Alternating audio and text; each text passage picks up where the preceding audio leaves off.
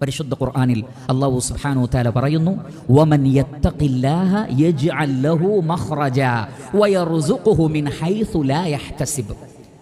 ആരാണോ അല്ലാഹുവിനെ ഭയപ്പെട്ട് ജീവിക്കുന്നത്, ജീവിതത്തിൻ്റെ സമസ്ത മേഖലകളിലും അല്ലാഹു അവർക്കൊരു പോംവഴി കാണിച്ചു കൊടുക്കും. ഒരു ബുദ്ധിമുട്ടിൽ അല്ലാഹു അവരെ ആക്കുകയില്ല എന്നർത്ഥം.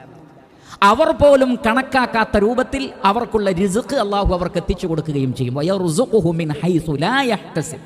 അവർ പോലും കണക്കാക്കാത്ത രൂപത്തിൽ അവർക്ക് അല്ലാഹു ഉപജീവനം നൽകും. പക്ഷെ അവരെന്ത് വേണം?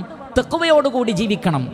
റബ്ബ് പറഞ്ഞതനുസരിച്ച് ഞാൻ ജീവിച്ചാൽ എൻ്റെ റബ്ബ് ലത്തീഫാണ്, അവൻ എല്ലാം അറിയുന്നവനാണ്, അഗാധജ്ഞനാണ്, സൂക്ഷ്മജ്ഞാനിയാണ്, കനിവുള്ളവനും ദയയുള്ളവനും റഹ്മത്തുമുള്ളവനാണ്. അതുകൊണ്ട് പടച്ച റബ്ബ് ഒരു കാര്യം ഹറാമാക്കിയിട്ടുണ്ടെങ്കിൽ ആ ഹറാമിനെ ഞാൻ ഒഴിവാക്കിയാൽ മൻ തറക ലില്ലാഹി ഷൈഅൻ അവ്വലഹു അല്ലാഹു ഖൈറൻ മിൻ.